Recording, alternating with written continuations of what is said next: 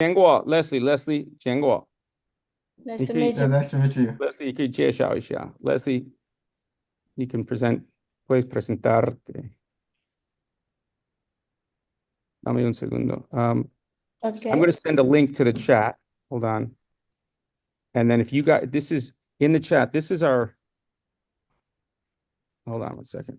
This is I'm going to live stream this and I'm going to place a link. So if either of you have people who you want to take a screenshot of the group, this is the group, by the way. They're just, no one's here yet, but they're getting, I mean, everyone important's here yet, not a big group.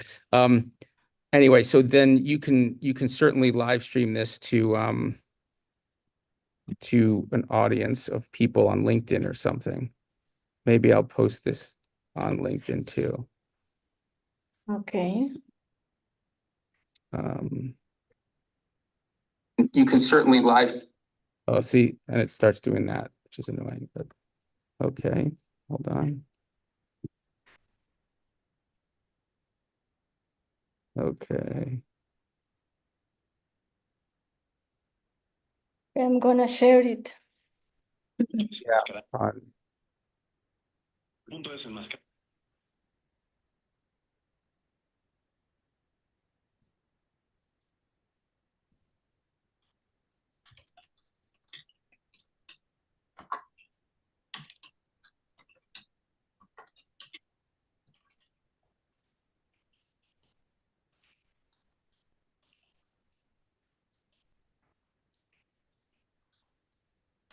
Let's do Jim. Let's throw him in there. Okay. Hold on. Let's do. Okay, it's retagged. You're back legit tomorrow, Josh. Oh, you're good. Hold on. I'm Leslie. Sorry, I removed your note taker because I needed to. Everyone smile. Woo. Okay. There we go. You're going to be top on the post, Tianghua. Sorry, but let's do desktop and bam. Okay.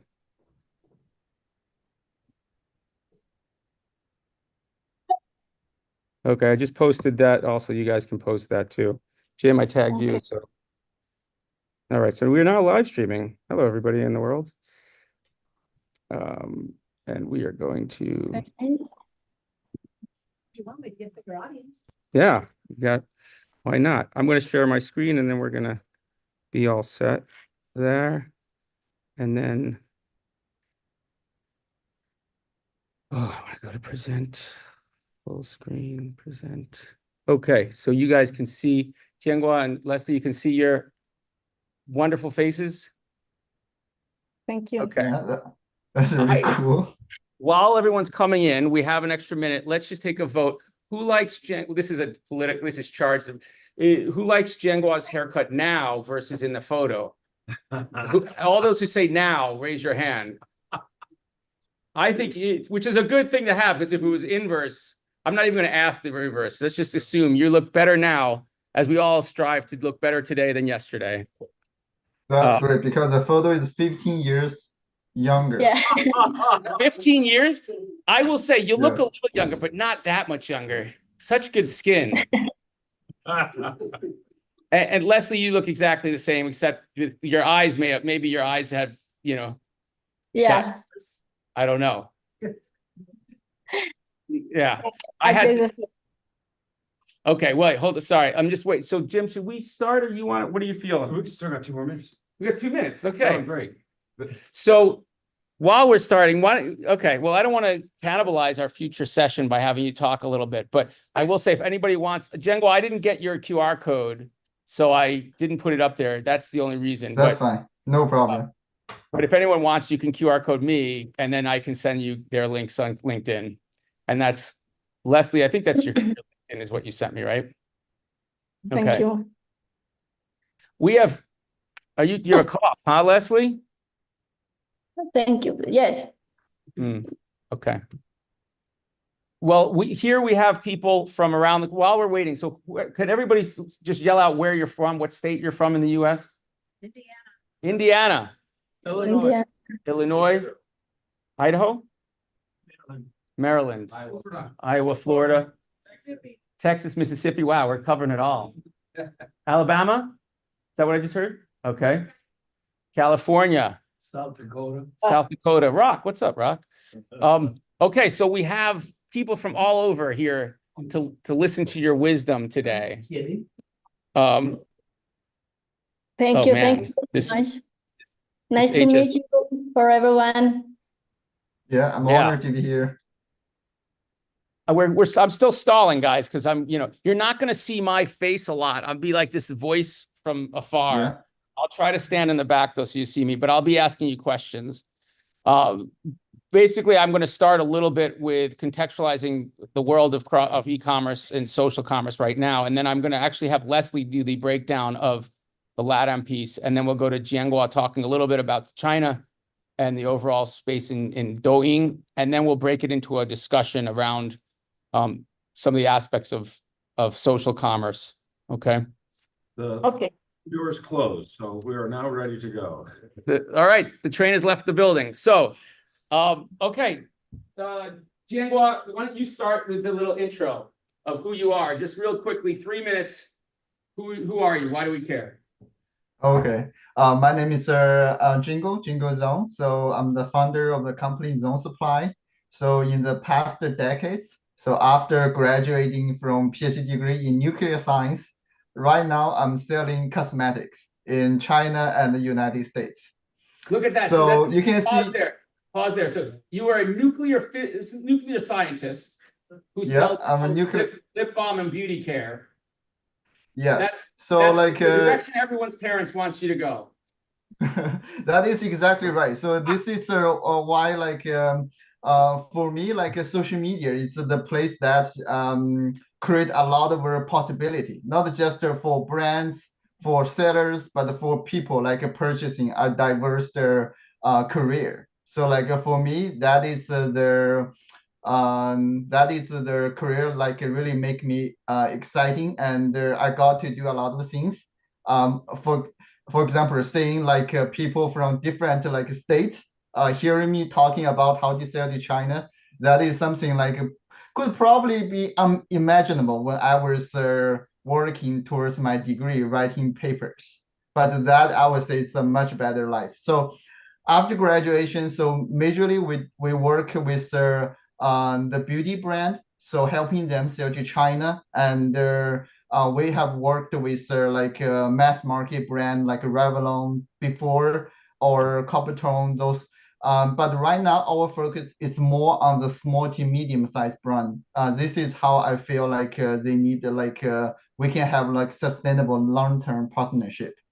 And we majorly do online business across different platforms, and also recently we have been expanding to offline channels, and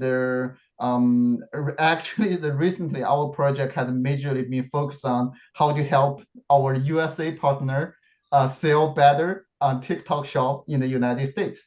So yeah. It's getting pretty interesting how things circle around. Thank you, Jianghua. Real quick before I move to Leslie. So Jianghua is a real people person, and he sat there, from what I know of him, sat there writing books on nuclear somethings, and really enjoys engaging and helping. So he's here also because he just really is enjoying that. And he's also speaks to the whole spirit of a small business. He saw an opportunity and he built an entire business around beauty and selling on Douyin and in China. Douyin is TikTok in China. So he really has the spirit that all of us are involved in today. So I think that's really exciting. So thank you, Jianghua, for spending some time with us today. Thank you. Okay, Leslie, I'm going to try and hold on before you start saying anything. I screwed up the whole thing here. I have you here. Now, how do I get you on? Does anyone know how do I get you back? I hate when they double. Okay. Okay, you're done. Okay, you just go.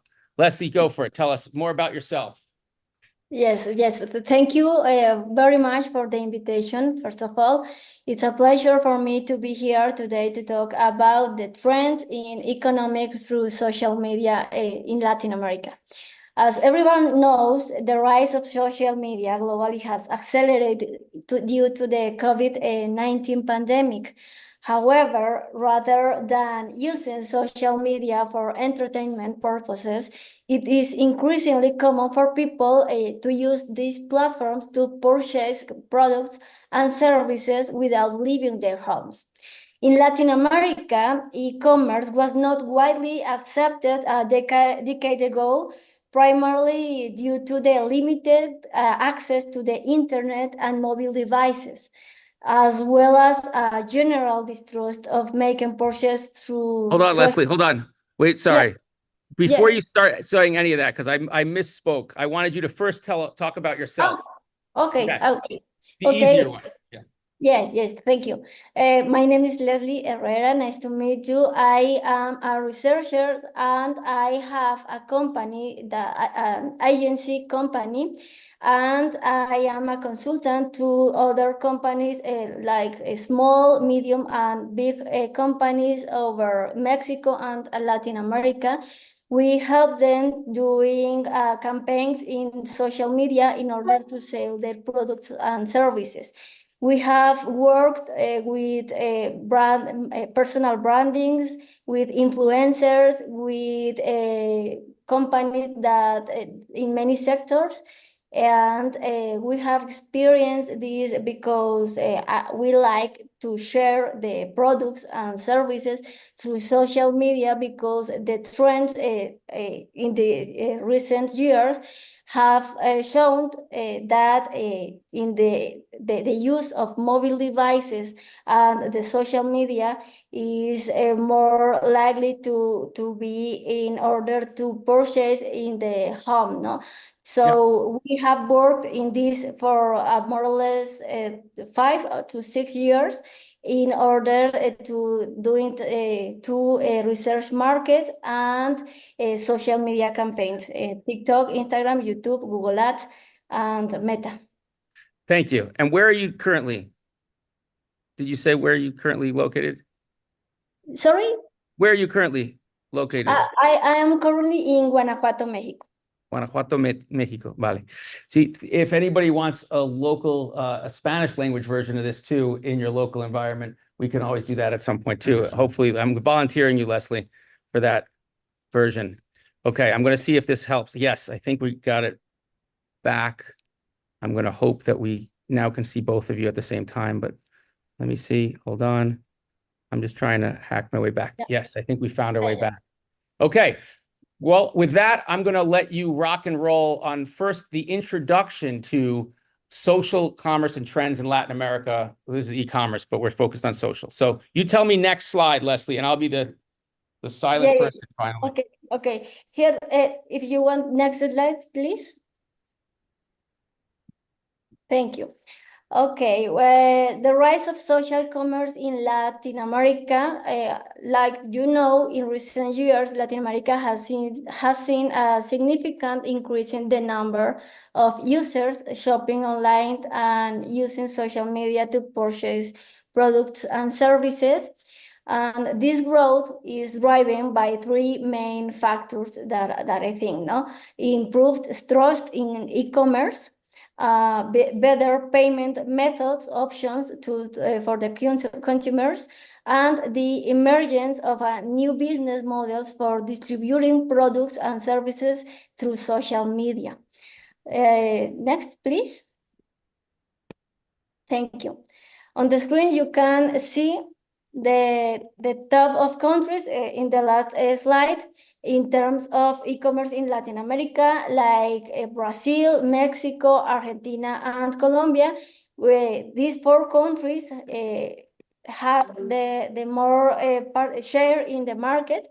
And in the screen, you are seeing the two countries, Mexico and Colombia, the statistics on digitalization for these two countries. As you can observe, Mexico had 100.6 million internet users in 2024, while Colombia had 39.5 million. Both countries have surpassed the 75% threshold for population with internet access. And additionally, Mexico has 94 million social media users, whereas Colombia has 34.7 millions. In both cases, this figure exceeds 70% of their total populations. The table, you can also see that Facebook remains the social media platform with the highest number of users in both countries. However, in Mexico, the number of Facebook users has decreased in the last analyzed period. Unsurprisingly, TikTok has gained significant traction in recent years and now surpasses, for example, the users in Instagram. Leslie, I just want to do a shout out here for just to highlight a few points you just made. We're seeing massive uptake of TikTok. You're going to see this as a trend everywhere, including the US. I'll talk about that as well later, beyond Latin America. But you're seeing, even despite very equal penetration rates, you're seeing a decline in Facebook usage, and you're seeing an increase in TikTok. Just to shout that out. Sorry, Leslie. Yes. See you. Yes. TikTok has gained many users in the recent years, and for example, it has grown above 35% in the last year in Colombia and 25% in Mexico. This shift means that many companies are promoting their products and services on TikTok due to primarily its greater reach and popularity among users of various ages. Before, the main users were young people, but now the users are of various ages, and there are many users that now are promoting their services and their products in this platform. Next slide, please. Thank you. We're here. Yes, thank you. In addition to the increasing number of users with access to the internet and social media, in the screen you can see that according to the statistics presented by Data Reportal, people in Brazil, Colombia, Chile, Mexico, and Argentina, Mexico and Argentina in green. yes, spend more time on social media than the average for the countries analyzed. This represents a significant opportunity to market goods and services through these countries and these channels in these countries, because with more time in the social media, in the use of social media, more time to offer products, services, and consume in these platforms. Leslie, I just want to, real quick, I just want to move this down for a second. Yeah. Well, hold on. That's daily time spent. I hate this thing. Daily time spent using social media. Okay. Average use 16 to 64, spending using social media each day. And I just want to do a little add-on. So I worked with a company, I think I mentioned it in the last session, called Revolve. If anyone familiar with Revolve, anyone in that demographic? So 25 to 35-year-old wearing very... I love Revolve dresses. Okay, so there you go. Dresses. Describe. Beautiful dresses. Okay. Silk, patterns, sparkly. And she's even doing this while she's talking. It's like exciting stuff. So, Yeah. It's that good. Accessories, hats. yeah, so they spent a lot of money in Latin America on Google and Facebook ads. We went down to Latin America. We interviewed people on the street. I ran focus groups, and it turns out pretty much all of their users are on TikTok. You can't purchase on TikTok at this point in Mexico, but they're all on TikTok, and then they're using that to drive either purchasing from the Revolve Shop app or elsewhere on the website. So they cut most of their budget on Facebook and Google because no one's searching for that stuff. They're all on TikTok. So just adding a little anecdote there. Okay. Yes. Sorry, Leslie. Yes. Yeah. Thank you. And the Latin American and Caribbean e-commerce market surpassed a retail sales value of $117 billion dollars in 2023. According to the latest estimates from Statistica Digital Market Insights. So by the 2028, this figure is expected to nearly double, exceeding $205 billion. Both values would be the highest ever recorded for this sector, digital economy, in Latin America. So the expectation is that this sector will be grow and the commerce will have the change in the way the consumers make purchases of products and services. So this is a good expectation for companies that expect to sell their products in this region. The next slide, please. I think I'm there already. Did I jumped ahead. Am I there? Yeah. That's good. Okay. Yeah.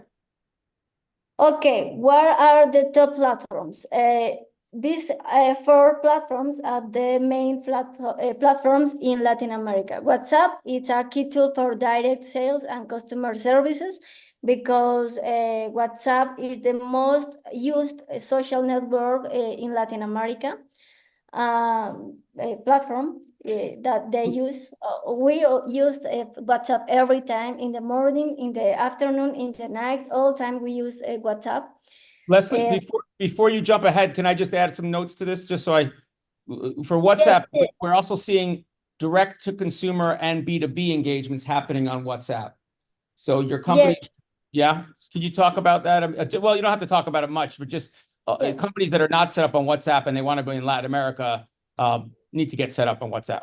Yes, for example, we make a campaign with a company that attract people to the WhatsApp number, and then through this platform they close the sale because the people is trained to respond quickly in this platform. So it's easier, for example, for me respond through WhatsApp than in email. And the platform has the opportunity to do automatizations too. So the companies are using the chatbots, the automatizations, and all these things in this platform. Let me just add to, so I lived in Mexico for about 3 years, and and I go back often, and there's a lot of, I mean, a lot of you probably are even there more often than I am. You know that WhatsApp, when you work with even a small vendor, you're getting a message on WhatsApp. I don't even remember a time that I exchanged a phone number with somebody in WhatsApp. For consumers working with companies, you can create a drip campaign, meaning you share their WhatsApp, they log into they connect with you on WhatsApp as a company, and then you automatically send them a welcome to it, and then they respond, and then you send them all through AI or through automated systems will respond saying, I understand you were interested in this product. Would you like to talk about this? Would you like to get on a call? Would you like to go to a website? So all this stuff is happening on WhatsApp, and a lot of integrations on websites for customer service. WhatsApp offers an integration so you can deal with your customer service on your website, which is actually really great. I wish it were happening here, where you still have people making a phone call to a company here, and you got to have somebody manning this, and you've got to have a third-party app that's integrated for chat for your support, customer service support, but it all can be within WhatsApp. Yes. Okay. In fact, many companies use WhatsApp in service, in marketing, in all the things that they can do. They use WhatsApp more than Telegram or another, including message text messages. WhatsApp is more used by people in Latin America, even in fact to do payments through WhatsApp. Okay, sorry, next, got it. Thanks. Facebook. Facebook. Facebook is the most after WhatsApp the most popular platform because there are many people that their favorite platform is Facebook because they are used to share with friends or with people and see content in this platform. And Instagram is Facebook too is used to marketplace. So many people share their products, their services in the marketplace and sell in groups in Facebook. So this is a good way to share their products and sell their services because Facebook has the opportunity to make communities in order to one thing in common between these people, and this make that the people, for example, if I am interested in marketing, then I join a group in marketing, and then many people begin to offer services, products, or different things Yeah. in this theme. Leslie, my understanding, correct me if or help me clarify this. Facebook, it has a lot more community engagement in Latin America than we do here. There's a lot more, and there's generally more people using it as a percentage basis, actively. Is it going down though? Is that, because in the US, we think of it often as, I'm gonna include myself in this group, but it's an old person's platform. Is that the case in Latin America? Is it increasingly older? No, it is increasingly, but less than, for example, TikTok. No, I don't understand. What do you mean? It's increasingly less people using Facebook. Yes, less people, but this happens because the young people prefers Instagram or TikTok. Yes. Yeah. But the older prefer Facebook. Yes. But still a larger integration. The reason I'm bringing this up is because if you have companies selling into Latin America and they look at it and they say, well, Facebook, we don't really use Facebook in the US. There is a little bit more of a value prop for Facebook used overseas. And we're talking about in India as well. There's certainly an opportunity for using Facebook for better engagement with communities, better engagement with your core audience than there would be here. And that audience is still maintaining, but it is declining a little bit compared to social. Sorry, Leslie, Yes. please continue. I apologize. Instagram. Yes, thank you. Instagram is the popular among young people with significant visual impact. It means that people that, for example, people that can artists, personal brandings, and these services that depends on the visual impact on the share images or videos like reels. For example, prefer Instagram, but Instagram has lost popularity because in ads in Instagram has less reach and yes, Constancy. yes, results in these 6 months. It's very difficult to make campaigns in Instagram because the reach is very, very little compared with TikTok. Can you, I don't know if anyone cares. Tell me if I'm very interested in this because we've seen that Instagram pretty much really lost the ball here to TikTok. Their shop is not it doesn't convert really. Their algorithms isn't targeting as well. The content being served up isn't as accurate, and they've been taken over by brands promoting themselves. But can you explain why, just a little bit more under the hood, why is Instagram, you said the reach isn't as big as TikTok? I think that Instagram works as a showcase, but its functionality can be Friction, a lot of friction. yes, that doesn't work for ads in order to sell products only if you can be show in the platform for many people. But for example, for artists, singers, consultants, this platform is today one of the most used for them because it works like a showcase where they can show their what are they doing. Okay. I get it. And I'm going to bring it Jenghua as well to see if this is the cross between TikTok and Instagram. But let me just highlight, by the way, hi again. Sorry, I keep being a voice. Let me just really focus on this part. This is extremely important for your companies to understand. Instagram, showcase for brands. Your companies will all say, oh, it's all pretty, it's all nice. They have a store. People go to their feed. They see all about the brand. It's a brand experience. And then they'll hear people talk about it. They may not understand this piece, which is TikTok is not a branding play. So what does that mean? It means you're not focused on promoting a nice, pristine view of your brand. No one's going to your shop, even though there is a shop or a feed on TikTok. No one's going to your TikTok feed because that's too much work for people. Human beings today can only do this. This is what we've all been reduced to. We cannot do this. We only do this now. I'm just going down instead of sideways. We won't go this way over to a feed and see somebody's whole profile and see the brand and their position. We just want to know TikTok, just tell me what I want to see. That means TikTok is exceptional for discovery and exceptional for your small business because people are discovering things that they never thought that they would want because TikTok is providing to a person in Mexico what they think the person in Mexico wants based on other stuff they bought. And that's the opportunity right there. And that's also why conversion is so much higher with TikTok for discovery products. Sorry. Yes. Yeah. Yes. Before what? Moreover, the TikTok is a platform where we can share experiences.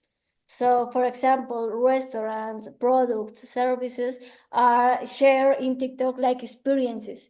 Then the people who or the users see or watch a video in TikTok, then they go to the Instagram or to Facebook or to the website to know more about the product or the service.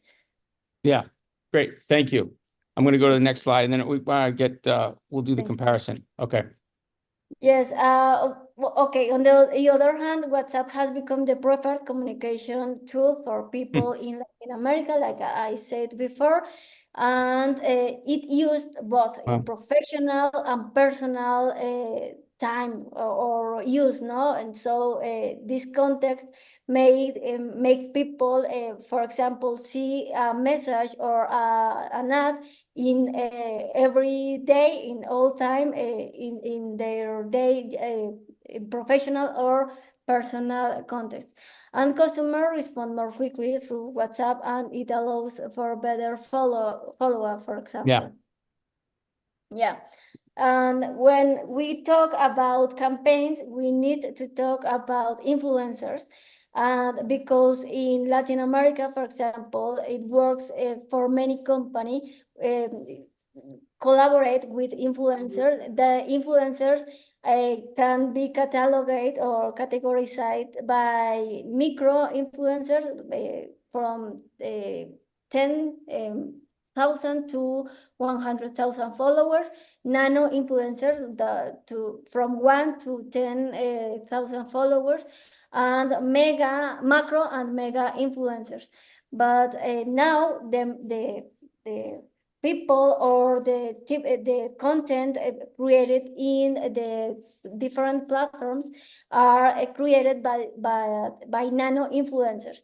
Nano influencers has the characteristic that they have more engagement with their followers, so they are very good channels for company to share their products, to show the experience of the product or for example, service we are offering to the final client.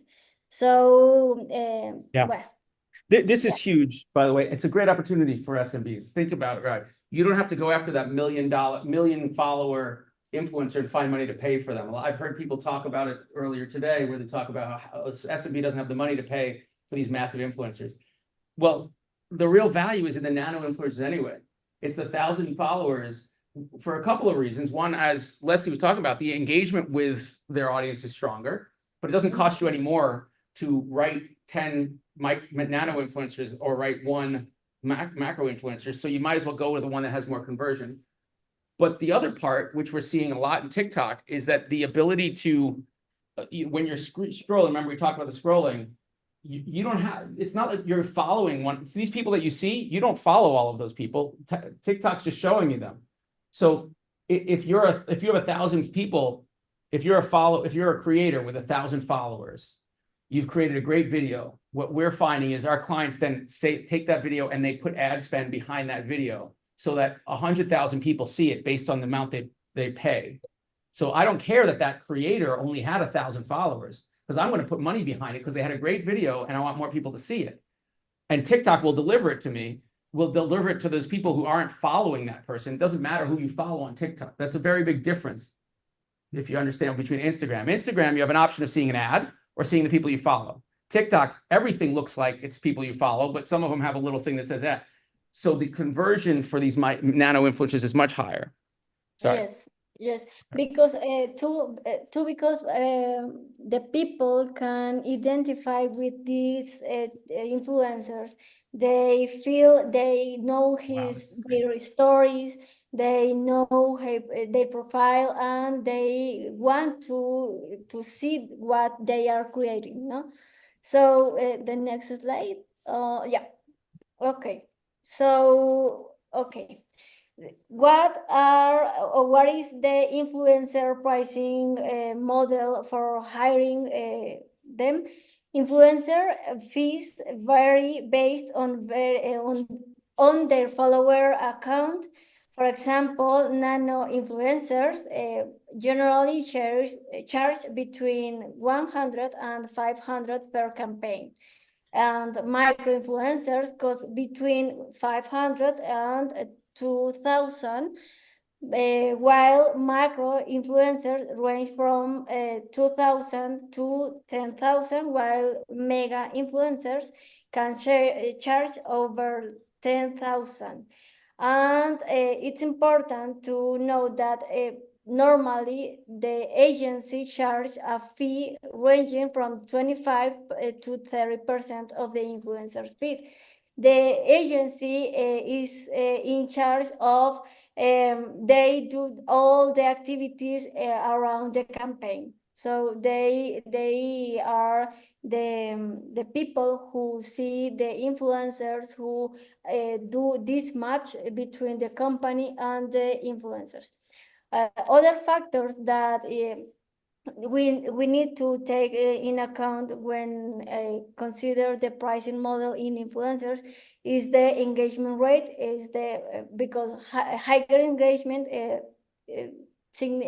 means higher impact of the campaign, and to the project complexity, because if the influencer need to do more activities or need to change many things or need to do things that cost more for them, they normally can charge more for these activities.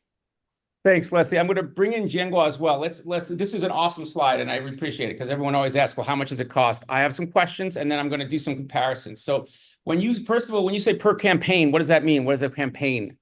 Yes, for example, if you need to promote, I don't know, this cell phone, no, I launched this cell phone, so we name campaign all activities that we do with an influencer in order to promote this cell phone in specific. Okay, so there's a amorphous piece of that. That's not, and then when you say influencer fee, 25 to 30% of the influencer fee. So if an influencer's charging $1,000 to do a campaign, the agency might get $250 of that. Yeah. Okay, so a little different model than what I know of, for example, a TikTok Shop in the US. And this is not just TikTok Shop, this is universal. But Jianghua, do you want to talk a little about the TikTok pricing structure, for example, or Douyin, if you were going to go into China?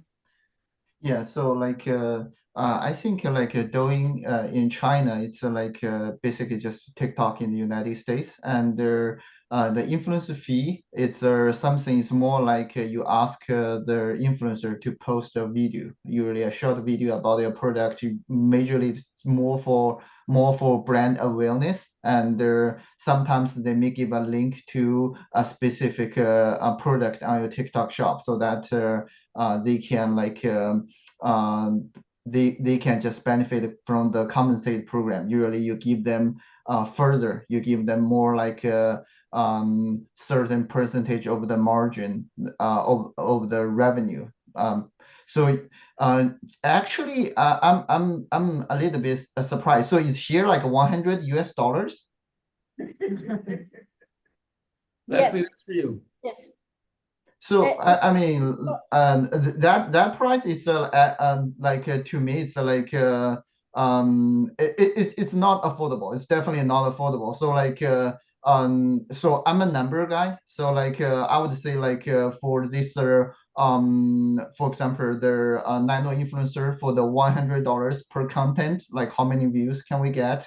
And then you can guess the like a cost per view, and then you can further track. If you link it to our shop, you can get like a cost per click and a cost per conversion, and then you can compare it with their Instagram and Facebook to get a general idea which place is better to do market spending. And in China, we also put the influencer into different categories, and and if you are talking about per content, the nano influencer of course is cheaper.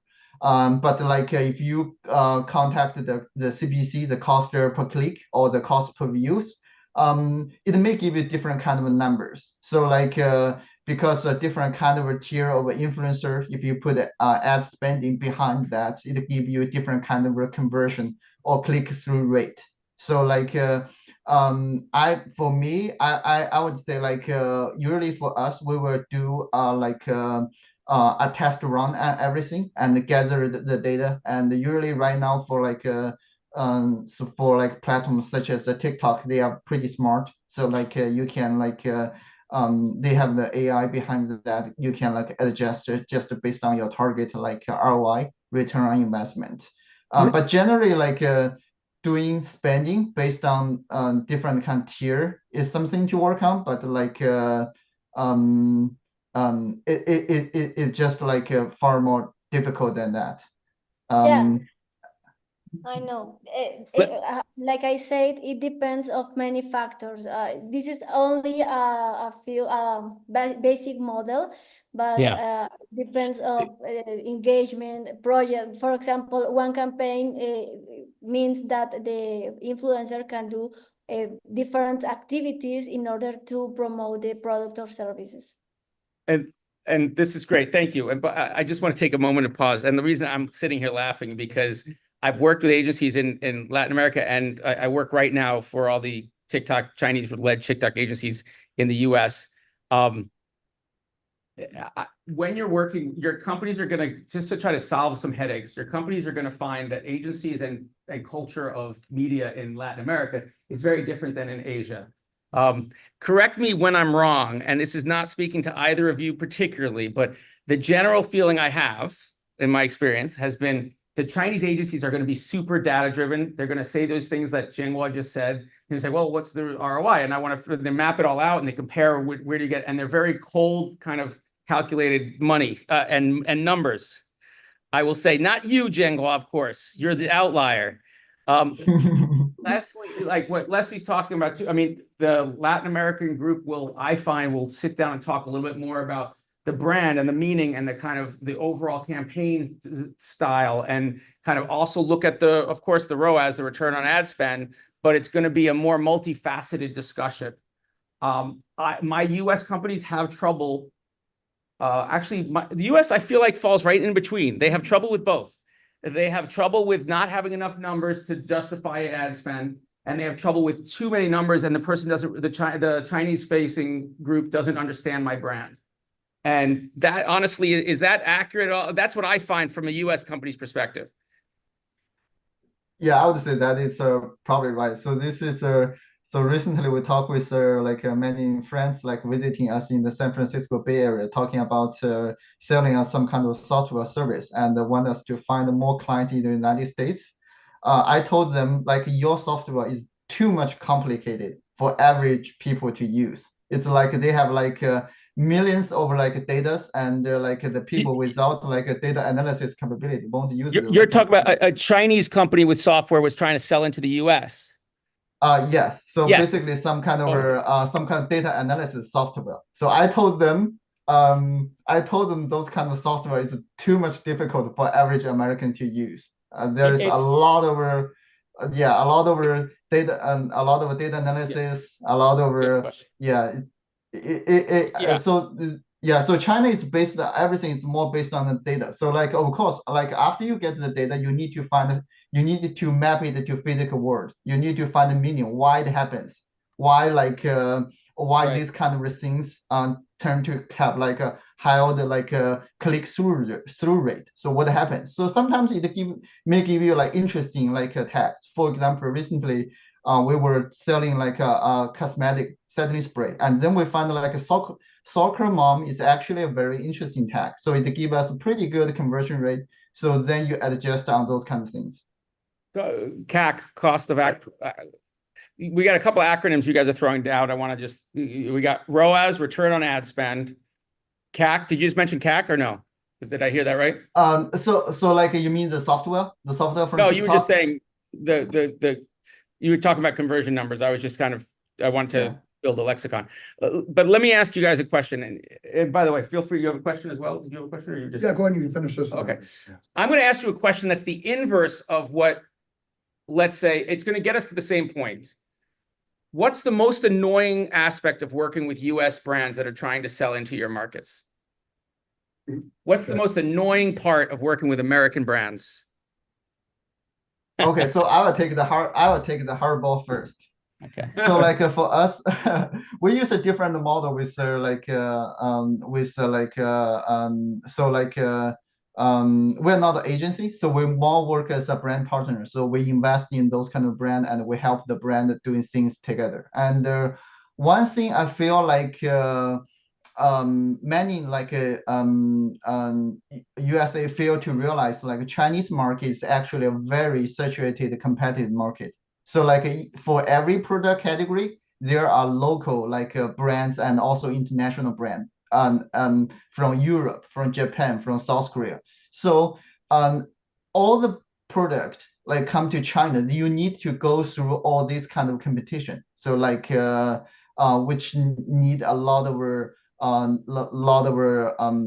dedication, sometimes even spending. And one of the key things is just like sometimes you're going up and sometimes you're going down. And like when we are going down, like how can like those kind of brand partnership can be further strengthened rather than rather than just like question each other. That is the most difficult things like we find. So this is I would say like I would recommend like a brand going to a complicated market such as China, like do some work and think about whether you want to do it yourself or you get a brand partner to do it together with you. Because if you are switch back and forth, usually you will fall into some kind of usually go to the wrong place. Let's just, okay, before Leslie, you go, I want to reduce what you said because I know what you really think. A partner is the only way to go into China at this point. It's too saturated to try to, unless you have a lot of money to spend, and even that has to be a massive amount of money. That is from my point of view. So I majorly work with small business, not with a big company. So I know like every penny is hard earned. So like this is why like if you are going to a Chinese market and thinking of earning more money, so like you should be like doing more work and not like take it easy. Like if I go to Chinese market, automatically earning me like more money. It's not going to be that kind of case. And and also like if you just go easy on your first step. So for example, I just work with I just go to be there, and then I have an unsuccessful launch. Usually it will be pretty hard to get a second chance because the customer and also their different kind of the social media platform, the marketplace will have memory. So like then it will be pretty hard to restart the brand. So this is why I would say like do your research, do some preparation, and prepare to do the hard work. But once you started, just like if you cannot be the lucky guy, just like hang on there, just prepare for the worst. Okay, thank you. Leslie, I'm going to go to you, and then Jianguo, I'm going to come back to you with your ideal brands and products to go into China if you have them. But Leslie, you're up for that answer. Most annoying aspect of working with US brands. Okay, I think there are two aspects, two main aspects. First, like when we do marketing campaigns, there are many difference of clients, and there are many different points of the client where they are in the customer journey. So we need, or we do this research with the companies, and we offer a plan in order to carry out the client to this customer journey. But sometimes for example, the small and medium companies are very impatient. So many times they want to, for example, see results without the people don't know or recognize the brand. So we say them that be patient, because all has a process, and many times the companies doesn't understand. And for the big companies, the most annoying thing is that they want all for now. Everything is urgent, so it needs a lot of hard work for us. Yeah. But it's that. Yeah. Okay. By the way, I cut off your presentation, so I appreciate that. Thank you, Leslie, for that. Before we get to both of you on your ideal products and companies to go in your market, let me let you, Leslie, finish this off. Oh, okay. Only in this slide we can see some of our experience. We have worked with different companies in all these sectors or all these activities. So it's all that I presented. Basically everything. Okay. Yeah. Well, let me just go to this. I just want to see if there's anything here that Latin America, where the growing digital landscape presents a wealth of possible opportunities. Yes, true. Yeah. I'm just cutting right through. Okay, good. And then you've got that. Good. I didn't cut off too much. Okay, Leslie. So I'm going to ask you both the question of what is what we call ICP, ideal customer profile, your ideal client profile. What are the brands or clients, sizes, etc., that you feel are optimal for your respective markets? Jianguo, you had more time to prepare for this one. You go first. Okay, so like for us, for every company, it's like with a unique product. Like usually it's like we work with many brand with a niche product fit into the market, and they some kind of are doing pretty good job in that niche market. Usually it's like with a great story to tell, and that usually is making us more comfortable, and all. But for me, it's like I feel like the brand would like to spend time understanding Chinese market and actually put like a business sense into that, and there could understand could like collaborate with us on how we do Chinese market. Be flexible, be open-minded, and willing to let the brand involve with the Chinese market. That is the key thing, because your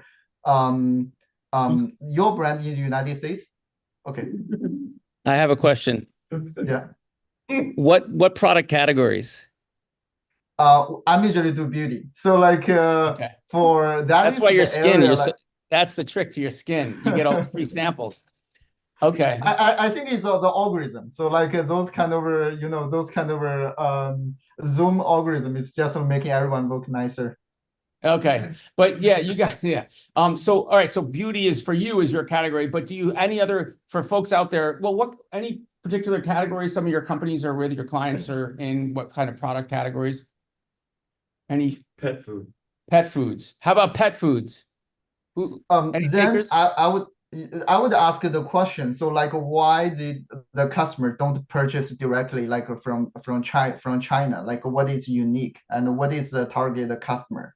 I don't mean like actually many customer in China are purchasing like international pet food. But Yeah. then the real question is just like how to compete with those kind of a big company. It's just like yeah, this is a lot of question. Usually those kind of answer it just take some time to digest, but just to ask the Yeah.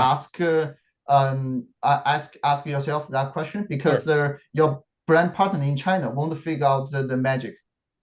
Okay. What about you, Leslie? Okay, I think that some products that we can, okay, you can sell in this region are the home products. For example, all the things that you can do for home, here it is well received, and all product or all products are the coaching services. For example, in the coaches for life, coaches for yoga, these services that are related to wellness. Wellness. To, Okay. yeah, I was yeah. looking for a report. I was just going to pull up, but okay. So wellness, health. Again, what I think I'm going to go full screen on this here. Let's just ask some questions and talk about some things. But let me just see how to do this. So one of the things that we're finding again on TikTok and anything in social is telling the story. So we've just called, it's no different than the US telling the story. Slightly different in the US because in overseas we can tell the US story, and that's actually something of interest. So it's the same way when I started doing the cross-border e-commerce thing 10, 15 years ago, we were talking about US brands forget to tell their US story, the US origin story. In China, as well as I think in Latin America, you're seeing, people who can say this is where it's made. They show the video on social. You can do that so much better and so much cheaper. You don't, God bless you, or salud. You can do it so much cheaper than you used to. You used to have to go get a production people and models and everything. And now, and this is where I'm going to ask you guys a question here around now, you don't even do it yourself. You have creators do it. So let's talk about creator engagement. So let me explain the difference also. You've got influencers. Those are the people who already have a ton of followers. You've got creators who are like influencers, but they may not have a ton of followers. They may not, but they focus on creating content. And they could be micro or nano influencers. And we've already discovered from what Leslie's saying, those are great. That's a hotbed of conversion right there. And then you've got yourself who creates content and puts it out. Often a little too over branded, a little too over promotional, and doesn't actually convert as high as those other creator videos. So the sweet spot, correct me if I'm wrong, but this is all in the US, and I would assume it's similar elsewhere. The sweet spot is those creator people who are creating cool content that resonates with your audience, that don't necessarily have huge audiences already, and you can promote their videos, and those convert to sales. And you can have them tell the story of the US in a way that other competitors overseas can't do. Any other ways? Yes, yeah, go. Can I add one thing? So there's one key concept in nowadays social media. It's called the content refresh rate. So like before, wait, say that again. like Say that again, Jingwa. The content. Content refresh. So basically, the content lifespan. Oh, okay. Content lifespan. So like before, you were writing a book. The book will be immortal. And right now, like a magazine, and right now television, and right now it's just YouTube, and now to TikTok. So like a TikTok video could last like for a few days to a few weeks. That is most. So this is why like many people may have the mindset like I have a great video and then that's it. A great video going to last me for life. That is not the truth. So in this, the market is further fragmented, and we're talking about the content lifespan in a few days to a few weeks. So you need like you need your content, your product to be there available like across like different kind of audience. So like basically you need a lot of content. So just to give a general idea for most brand we work with, we generate like thousands of videos per month. Let So me just like stop there. Hold on. Let me just let that settle in. Thousands of videos, 1,000 videos a month.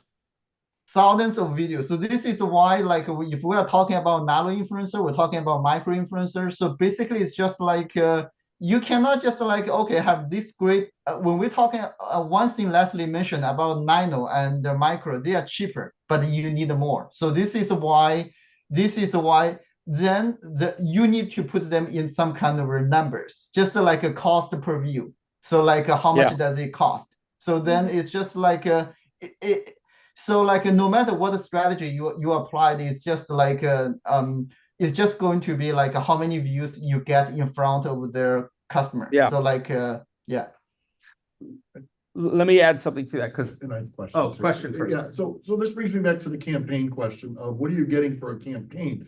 Is it for my $200 or $300, I'm gonna get a certain amount of views, I'm gonna get a certain period of time that the video is gonna be out there? How does that work? How do you measure that ROI on a video or, you know, on a 2-minute TikTok?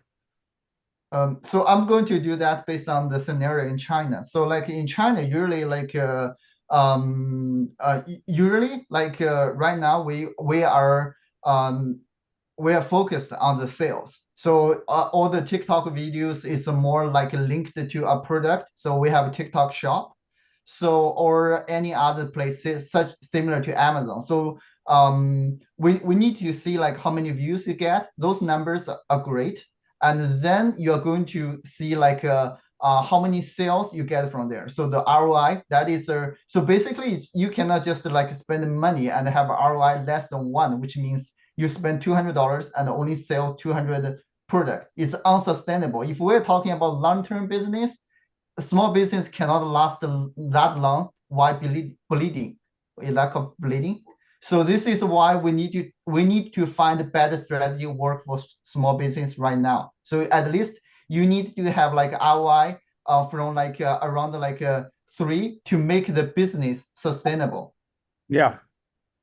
I'm going to add something to that, but then Leslie, if you have something too. One thing you can have your clients do, and they should do this, you know, this week, spend 5 minutes to an hour a week going through followers in the market they want to go into and putting them on a Google sheet, all the creator tags, all the handles for all the creators that they think they want to engage with. And then they could start doing what I call prospecting. We call it affiliate outreach, right? And again, this is this isn't a beautiful thing, but this is actionable. So feel free to correct me, but I do this with our companies, create the target list of the creators, because we've now already talked about how creators, not necessarily influencers, are going to give you the high conversion, but we've talked about 1,000 videos.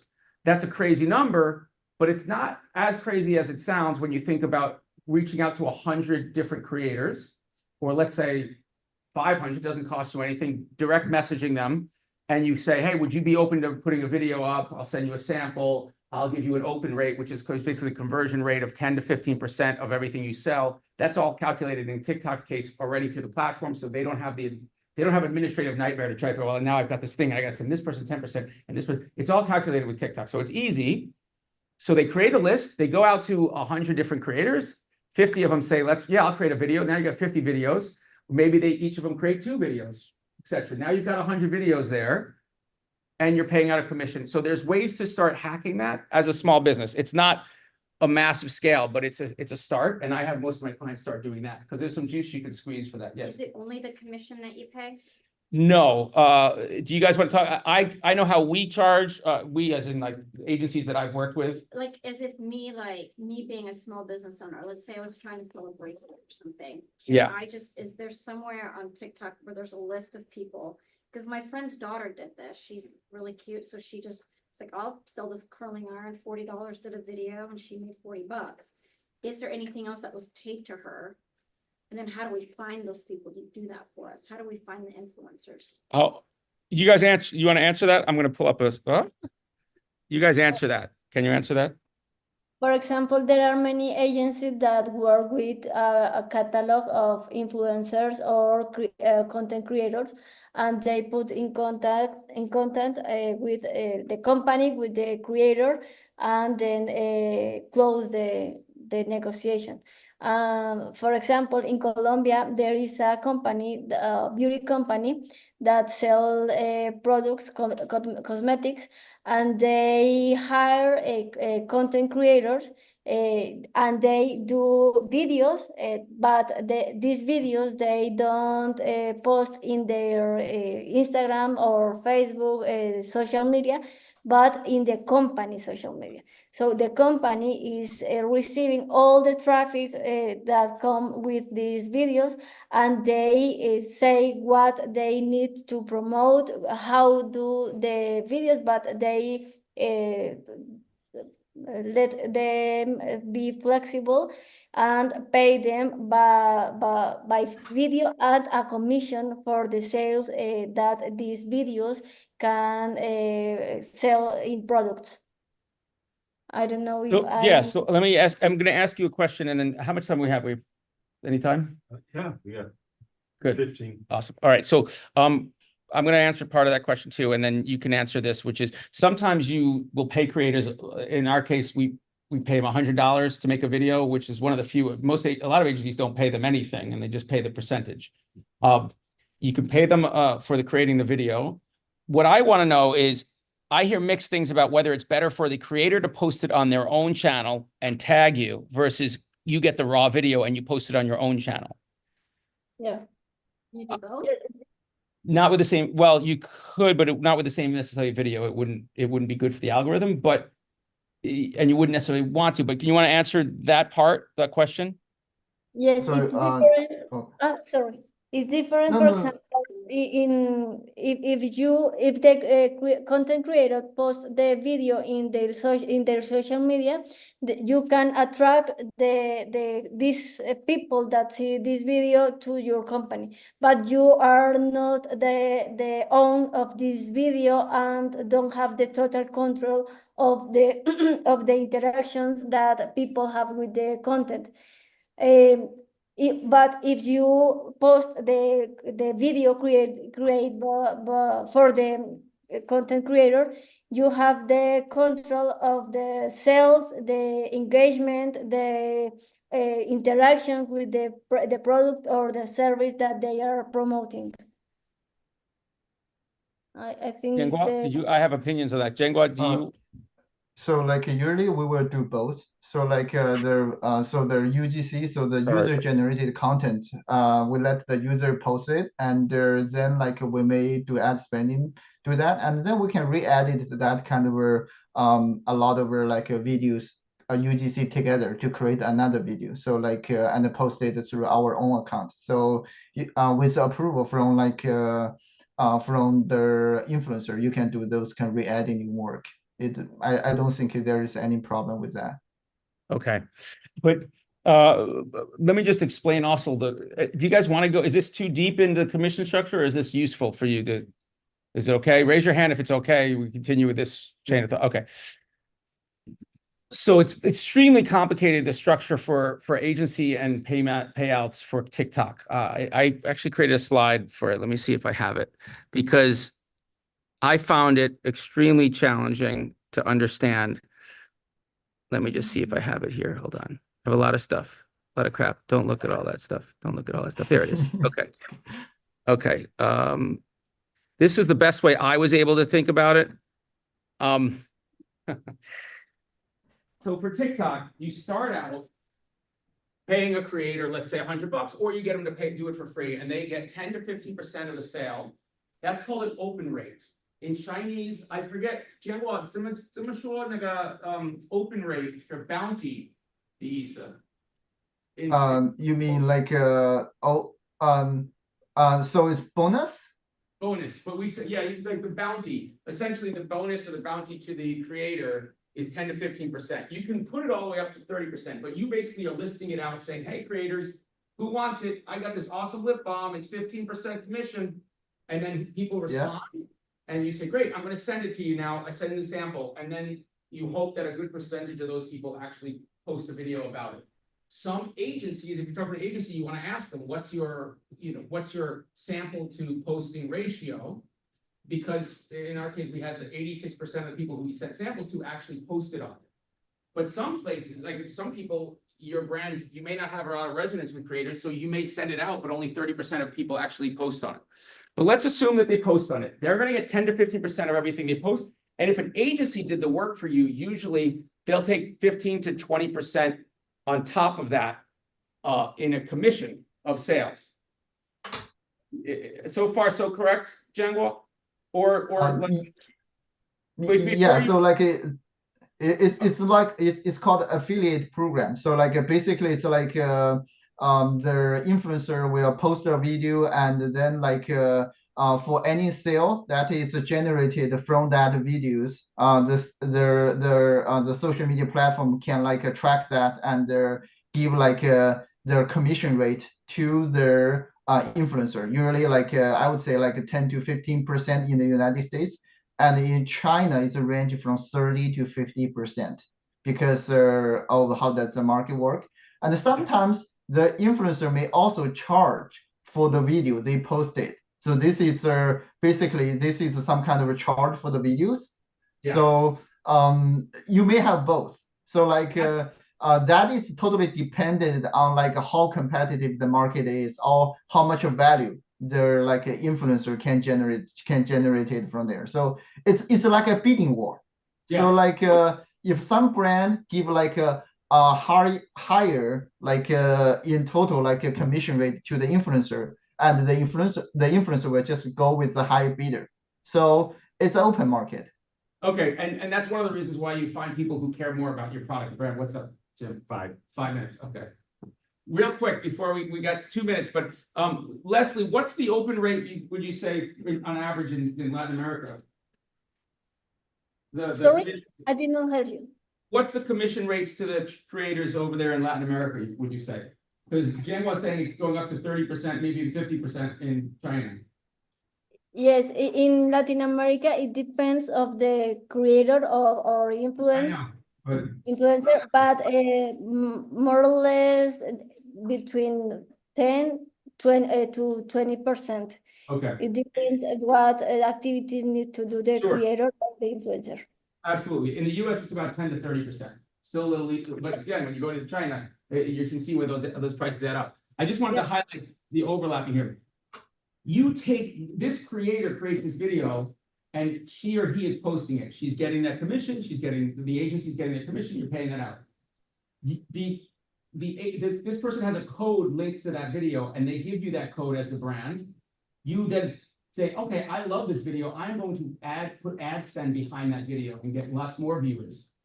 Once you do that, that ad spend linked video with that code starts to go on this path, which means the creator doesn't get any commissions on the videos that you put ad spend behind, even if they've created the video. Now, if somebody goes to one of their followers goes and buys it from them, yes, but if you're ad spending and 500,000 people now see this video because of your ad spend, and because of the code you use, you're only paying the commission of, let's say, the agency that did it. You're not paying the creator. That's why also what's really exciting is that you can find creators that create awesome video content. They're getting the commission, but you're getting that video. If you've had an agreement, usually up front, that you get 60 days of using that code, you can now ad boost the crap out of that video. Sorry, the crap out of it. So then do you see more, you'll see more revenue as a creator if the ad spend goes up, because your click-through rate to the creator typically is higher because they're putting more money behind the ad spend?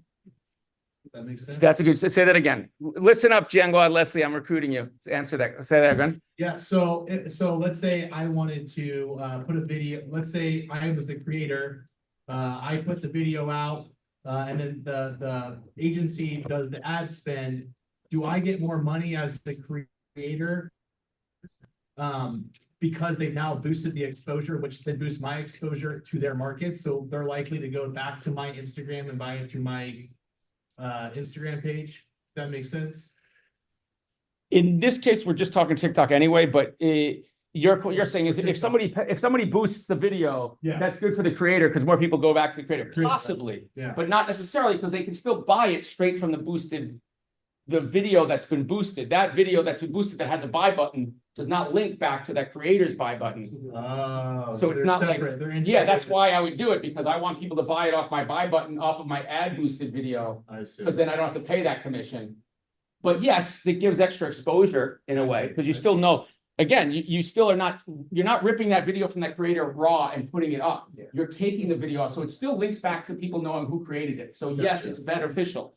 Gotcha. But I bet you that creator would say, no, I'd rather get the commission on that thing. Got it. Uh, Thank you. Really quickly, then I want to just, we'll go back to closing out here. Any final words of wisdom you guys want to share?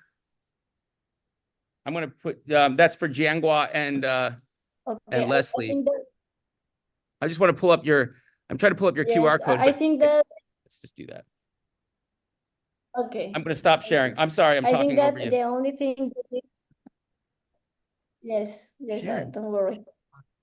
Bottom. Where? Wait. No, that's end. Oh, there you go. See, it takes a village. Thank you very much. Thank you. Okay, I go. think that the only thing that you need to do in order to come here to Latin America to do the open market, you need to do a research and hello? Are Yeah, you you're listening to me? frozen. We hear you, but we're seeing you in a very frozen state. Oh, before you guys leave, we do have another one tomorrow. We have cross-border logistics and we have B2B e-commerce. Both in the afternoon. Thank you. Okay, Leslie, we see you very frozen. You're gone. All right, Jianghua. Okay, Leslie, go, Leslie. Oh, thank you. I have saying that you need only do a research market and trying to look for what a good market and the preferences of the people, because we here are looking for new things that we can't find in the local market. So I think this is a good opportunity to bring new things that we can buy in our cities or our neighborhoods. So if you have a product or a service with a good value proposition, I think you can do the research market and try to sell it in Latin America. Thank you, Leslie. And Leslie, if anyone wants to get in touch with her, I have her info. You can get in touch with me, Jim, anybody of us, and I'll put their stuff up. Leslie, thank you. Oh, if you want to do like a session, Leslie, are you cool if anyone wants you to do a session in Spanish to their audience? Would you do a session in Spanish to let? Webinar? Yeah, webinar. Would you do another talk en español para Claro. los habla hispanos aquí en Para los los- Estados Unidos? ¿Sí? ¿Lo harías? Claro, con gusto. Sí, les Ok. comento que si Hablas ustedes- español. Si quieren venir a Latinoamérica, creo que es una buena oportunidad para abrir un mercado que quizás puede ser atractivo para sus productos o servicios, aprovechando el auge de las redes sociales y del tiempo que pasamos en Latinoamérica viendo las redes sociales y, por supuesto, también la infraestructura que tenemos ahora con el acceso a Internet. Thank you. Muchas gracias, Leslie. Okay, Jianghua, last words of wisdom. I would say just like if you're interested in China, just do some research and then just go there and if you go, just be persistent and be humble. If you sometimes you get the success and you feel like you could not understand, and also how to say that, keep your keep your passion. If you are if it doesn't meet your target, just I would say just keep trying. Also, Jianghua does work a lot now with, as you said, US companies trying to sell on TikTok. He understands the dynamics. So if you have companies that want to, feel free to reach out to him, and I have his contact information as well.